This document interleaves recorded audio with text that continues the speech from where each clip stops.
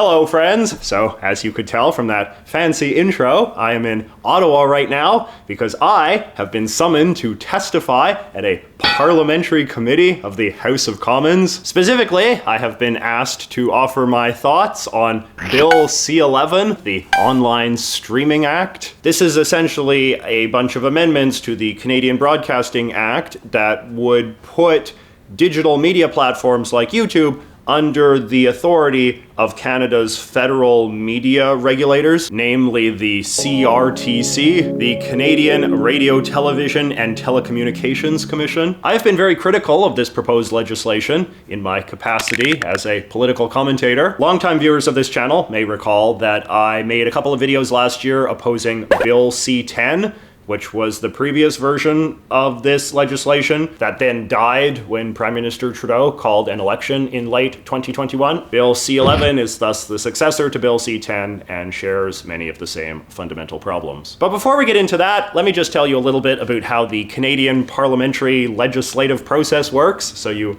perhaps understand a bit more clearly why I'm here doing what I'm about to do. So this fancy building is of course the Canadian Parliament, and all Canadian laws start here in the House of Commons. So the way it works is that a member of the Prime Minister's cabinet introduces a bill to the Parliament in what is called the first reading. If the Parliament votes to proceed, that bill is then sent to a committee where it can be debated in detail by a smaller group of politicians and likely amended several times before being sent back to the full Parliament for a final up or down vote. And during the committee process, the members can solicit the expert testimony of witnesses who may have unique insights into the particular flaws or virtues of the bill. Since the Government of Canada does a lot of stuff these days, there are a lot of different committees and they're all very specialized. Bill C-11 involves internet regulation, so it was sent to the Committee on Canadian Heritage, which generally discusses bills relating to the media. Now, who gets to sit on a committee, you ask? Well, they are comprised of members of Parliament in approximate proportion to their standing in the elected part of the Parliament, the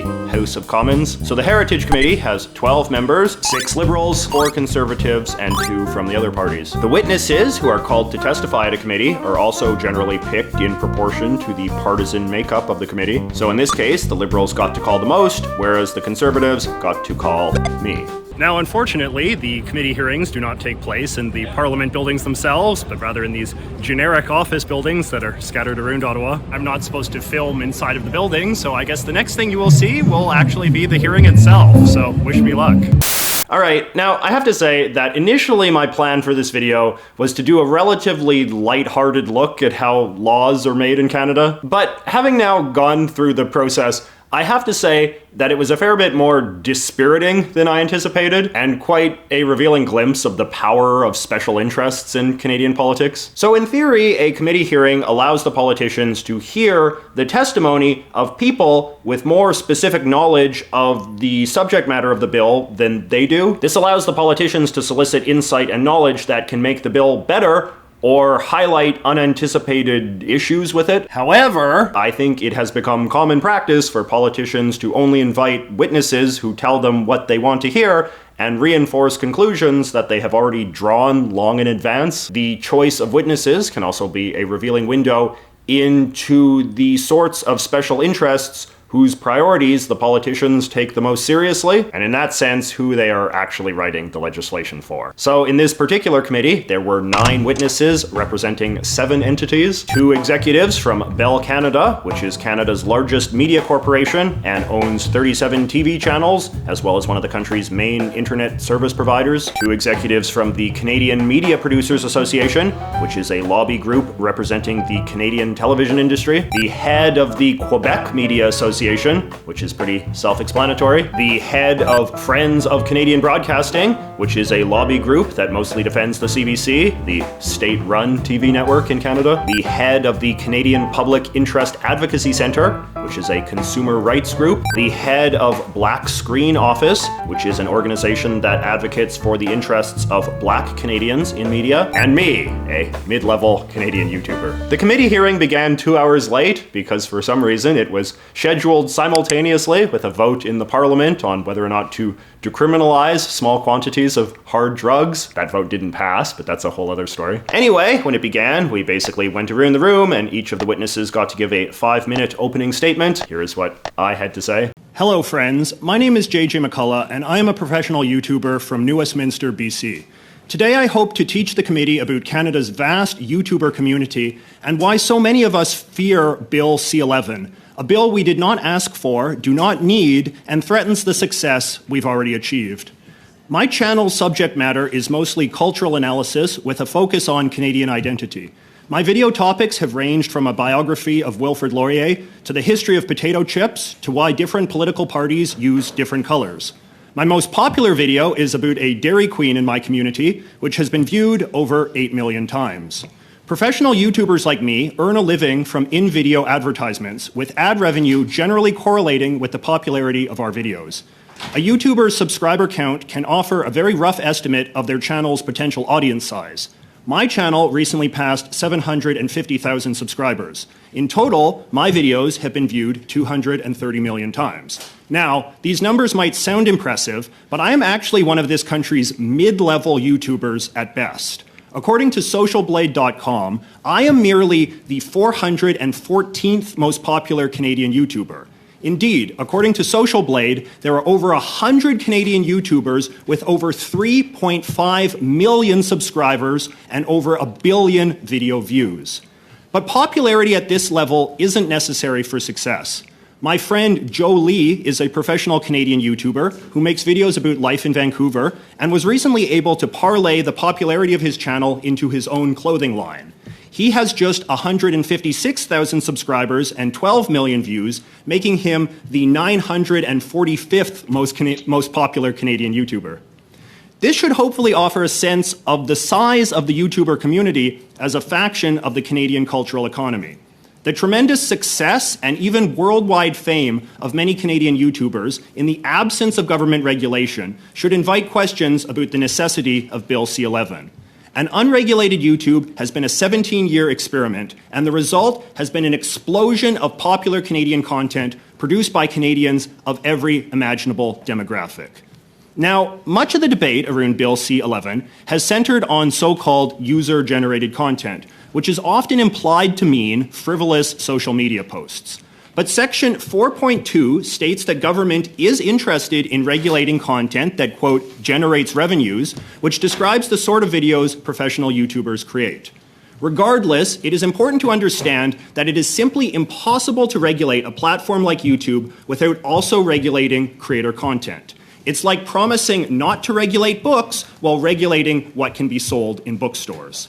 Hence, Section 7 of this bill states that online platforms must, quote, clearly promote and recommend Canadian programming. But what is Canadian programming?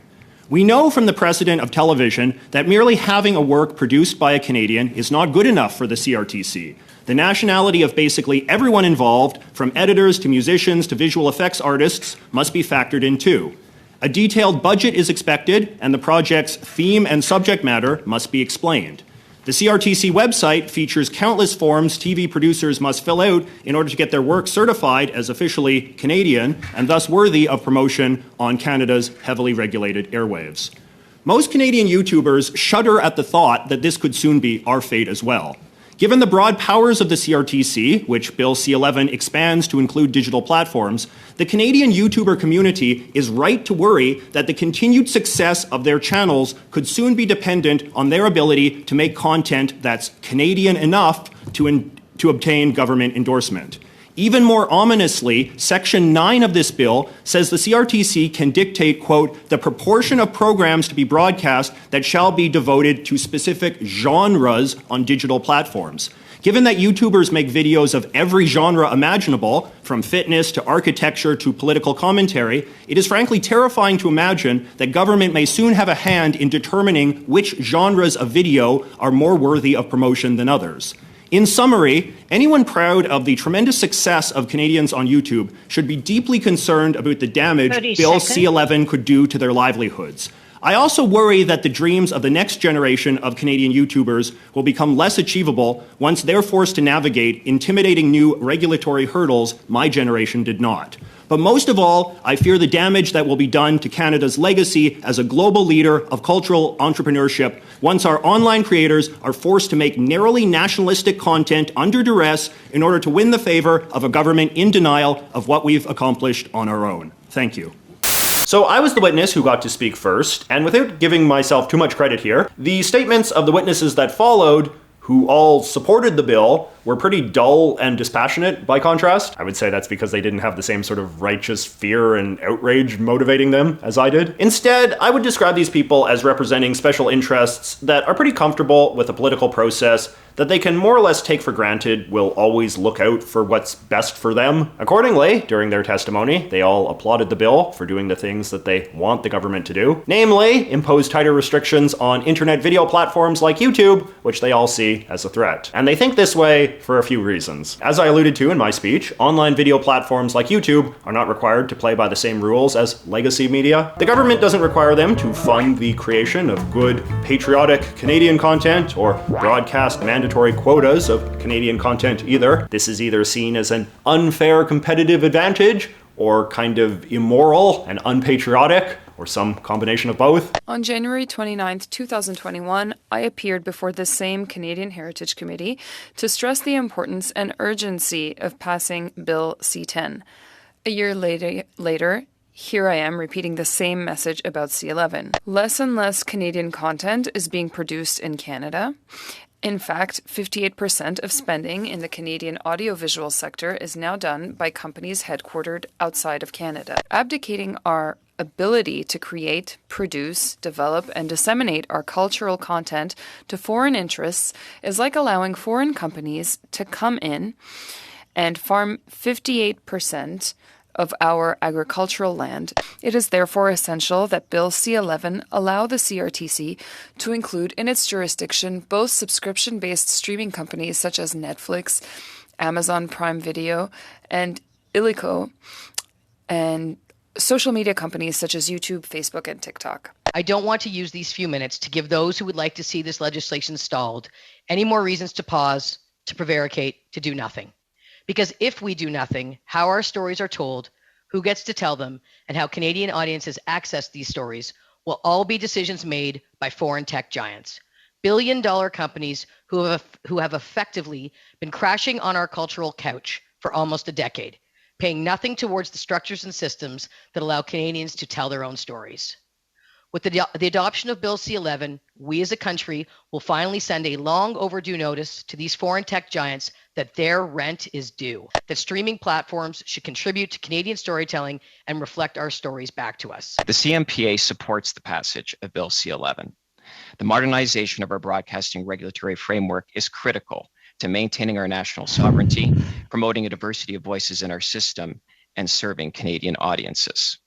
The Black Screen Office looks forward to the swift passage of Bill C-11. We support Bill C-11 and ask that it be adopted rapidly. Now, the one thing you have to know about Canadian media policy is that it is very politicized, and the bulk of the committee witnesses represented traditional factions of this particular political conversation. The Bell people and the Media Producers Association represented the interests of corporate media in Canada. These people always have a lot of economic anxiety because Canada is a relatively small media market and television is a very high-cost industry. As a result, they are always looking for help from the government to keep their businesses afloat, and in exchange, government regulates them in order to have some say over what they air or what kind of programming they finance in order to serve some sort of larger patriotic greater good, which is where you get things like mandatory quotas for Canadian content on Canadian TV. The Quebec Media Guild represented the interests of the French Canadians. The French Canadians feel that their culture is uniquely important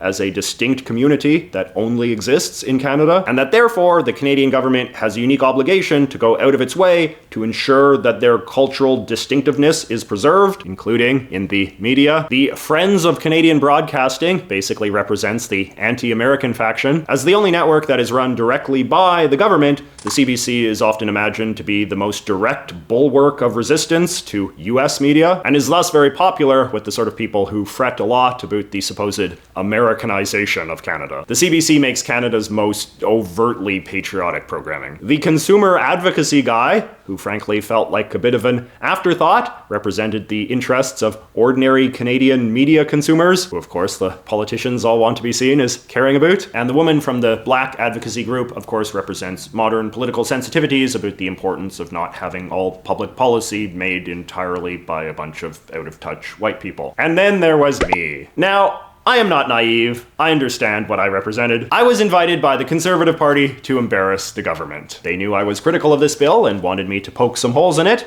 because it was in their partisan interest to do so. But cynicism aside, I was also a representative of new media digital creators, which, as I said, is the community that I do believe has the most to lose from Bill C-11. So after opening statements, the politicians got to ask questions of the witnesses. And again, without putting too fine of a point on it, these were all generally softballs in which the politicians asked people who they knew would agree with them, why they agreed with them in various ways. How do we ensure that we aren't a branch plant for cultural economy, rip it and ship it based economy that Canadians benefit but industry retains its value? And then the Conservatives asked softballs to me that got me to harshly criticize a bill that they were already opposed to. You know, when we hear some of this rhetoric, I do think it disturbs some people. You know, when we hear stuff about how we have to protect ourselves from foreign domination and we have to maintain our cultural sovereignty, the idea that, you know, Canadian culture is this like fragile thing that like the evil foreigners are going to corrupt and sort of erode us. You know, that to me is the kind of rhetoric you associate with like Viktor Orban's Hungary or something, right? And I don't think that a progressive democratic country like Canada wants to set the roadmap to regulating the internet that can then be adopted by the Viktor Orbans of the world. You know, because what's to prevent an authoritarian government from sort of saying like, well, we want to protect our cultural sovereignty too, and that's why we need to regulate YouTube and make sure that only good patriotic, you know, content is seen, and we'll, you know, play around with the algorithm to ensure that only the sort of patriotic content that we believe our people should see will get boosted in their feeds and their subscriber counts and all that kind of stuff. This is a real sort of old-fashioned way of thinking about Canada and thinking about Canadian culture that I personally do not have a lot of time for, and I think is increasingly just a very dated sort of premise of thinking about culture that most YouTubers just do not conceptualize in the same way. Like, they don't think I'm making content in order to preserve some fragile idea of Canadian sovereignty. They think I'm making a cooking video, I'm making a fitness tutorial, I'm making a DIY video. You know, I make videos that are about specifically Canadian stuff, but there's tons of Canadian YouTubers who have been successful by just making the kind of content that they think there's an audience for. Sometimes that audience is Canadian, sometimes that audience is international. But, you know, Canadians, I don't know, we're a very diverse people, and we've got a lot of different interests. And I think that the great thing about YouTube and new media is that it allows Canadians to create the kind of content they want for a market that they believe exists. They sink or swim based on the popularity of that. And it's true what one of the other fellows said, which is that, you know, there are a lot of failed Canadian YouTubers. There's a lot of failed Canadian actors. Nobody is guaranteed success in the cultural realm. But I just think that YouTube is a marvelous case study of how you can be an independent Canadian content creator and achieve, you know, wealth and success and fame and all of the sorts of things that creatives want, you know, without government regulation, without subsidies, without mandates and CanCon requirements and all of this kind of stuff. So what I'm sort of saying is that I do think that we need to kind of get away from this. Like, if old media wants to still live under that regime, that's fine. But to me, as a new media creator, when I hear about talk of like protecting our culture from foreign domination and how we need government sort of paternalistic hand to ensure that YouTube will be more patriotic and more Canadian and that consumers of YouTube will only watch the right sorts of videos, you know, that kind of stuff gets my backup and gets the backup of a lot of Canadian content creators who don't want to be told what kind of content that they have to make. JJ, what you're talking about is the desire under Bill C-11 that the government has to protect, quote, Canadian culture. Ultimately, what it means is that CanCon, anything that fits that definition, which is an antiquated definition to begin with, will be bumped up in the queue in terms of discoverability online, and other material that doesn't meet that antiquated definition will actually get bumped down and maybe even be on page like 553 of the internet where it'll never be discovered in its lifetime. What impact will this have on digital-first creators? Yeah, so like this is a very important point. So like in the YouTube world, we have a term where we talk about getting buried, right? You know, YouTube has its own algorithm, algorithm, which is controversial in its own terms, like what makes a YouTube video easy to discover or not easy to discover. YouTube has their own sort of system of that. If government gets involved, if the CRTC gets involved and comes up with their own sort of metrics, then you've got this whole new stress to worry about. Like, is your video now not only getting sort of suppressed by YouTube's algorithm, but by some sort of new, content regime that the CRTC has imposed on YouTube? Is your video getting suppressed, even though it's made by a Canadian, because it's not Canadian enough by whatever the CRTC's definition of Canadian enough is? As I said in my opening statement, the CRTC makes, as I'm sure the other witnesses are well aware, they make you jump through all sorts of hoops in order to obtain what is literally called like Canadian certification. Having to vow that, or having to affirm that, there was enough Canadian actors and there was enough Canadian music and it was made in Canada, as well as content stuff. Like, these are all the hoops that you have to jump through. And 10 seconds. I think it's a lot of Canadians are going to be oblivious to all of these hoops that they have to jump through. A lot of Canadian YouTubers are oblivious to this discussion that's even happening. So there's a lot of, I worry very much that a lot of YouTubers are going to wake up one day and they're suddenly going to see their content suppressed. Suddenly they're not going to be making as much money, not getting enough views because governments intervened. The Liberal members of the committee more or less ignored me until the very end, at which point noted Liberal Member of Parliament Anthony Housefather decided to discredit me on the basis that I supposedly hate the French. I found this to be a very odd and even somewhat comical interaction, but I suppose it does reveal, once again, what the committee's true priorities were. And that's why I want to ask you about a couple of things that you said about bilingualism. I found an article where you called French an exotic, dying language, utterly irrelevant to the ordinary lives of most Canadians. I've also found the article that you wrote saying that bilingualism is a threat to Canadian democracy. So let me ask you, as a national government, part of C-11 is protecting the French fact across Canada. And I'm asking this question to you in English, not in French, because I'm not trying to score political points on it. Can you tell me why you believe that bilingualism is a threat to Canadian democracy, and whether or not you believe the federal government should not have a role to play in protecting French culture across Canada? Madam Chair, I do not believe that this is the topic of this committee's discussion. Are not here to have... Excuse me, I'm sorry, sir, but the committee knows exactly what its topic is. It's Bill C-11. Thank you. Please answer the question. I don't really feel like it's appropriate, Madam Chair, to have a conversation about my views on bilingualism. That does not strike me as the topic of conversation this afternoon. Do not make those decisions, sir. Madam Chair, it's okay. I appreciate your jumping in, but I guess, Mr. McCullough, I do believe this bill is about bilingualism. I believe this bill is about ensuring that English language minority content in Quebec and French language minority content in the rest of the country is treated with respect, and that we give the opportunity for people in both languages to express themselves across this country and develop their own original programs. This committee in the last parliament adopted many amendments, Mr. McCullough, to this bill that dealt with this very issue, and we've had many witnesses that have come talk to us about how important this is. So I guess my question is again to you, sir, about this bill. Do you believe that it is fair in C-11, which is an important part of C-11, that the federal government is protecting French content and French original creation of content across Canada in all forms?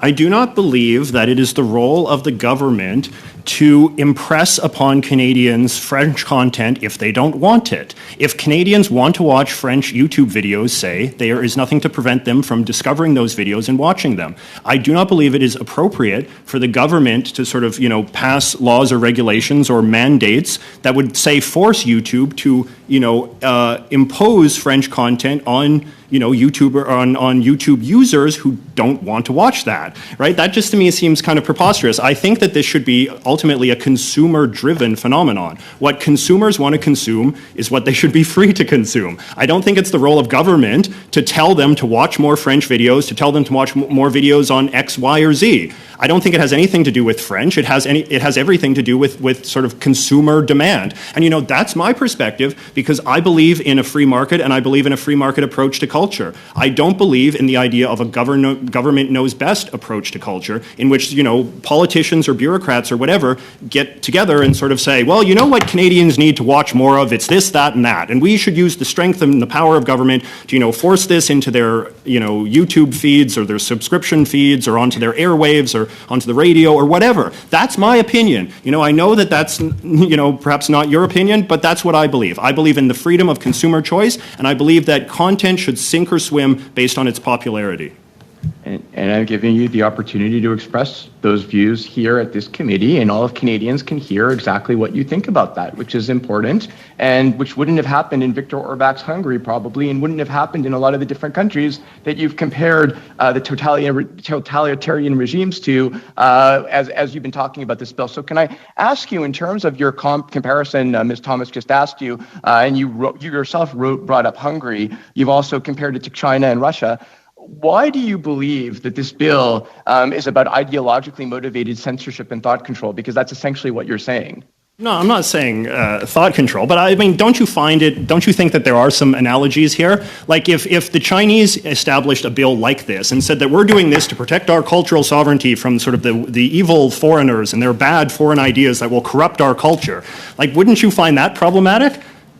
I just think we're reading a different bill. No, but don't you agree, like, in the same grounds, right? Like, don't you think that there's something? Sorry. A second. So again, I don't think I'm reading the same bill. No, but I'm saying to you, like, don't you think that there's something problematic about a government that says we need to protect our cultural sovereignty? What would you think if the Chinese said that? Wouldn't you find that problematic?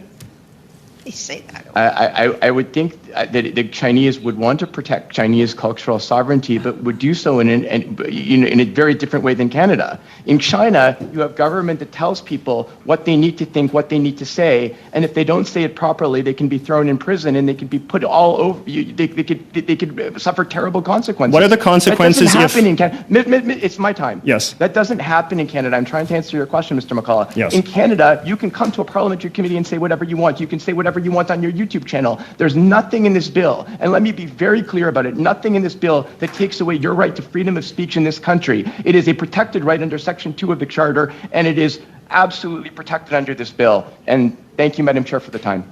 Despite all of the fireworks, which did get some coverage in the Canadian press, I'm fairly confident in saying that I don't think that my testimony will make much of a difference. Bill C-11 has been controversial to a point, but I don't think it has been controversial enough with the broad general public to make the Trudeau administration start to second guess why they are doing this. The people with the most to gain from this legislation, who are also the sorts of people that the government is most likely to listen to, remain very solidly in favor. And those of us who have the most to lose from this legislation, which is to say small, independent online media creators, cannot compete with that. Now, I just want to close with a personal reflection about government. A while ago, I remember reading an essay by Heinrich Hertzberg, who is one of my favorite political writers. When he was a young man, he worked for a time at the Carter White House, and he described how that was a weirdly disillusioning experience in a way he didn't really anticipate. He said that we all tend to operate on the assumption that if you rise high enough in the government, you will eventually find the smart people who are making all of the big decisions. Not in like a conspiratorial sense,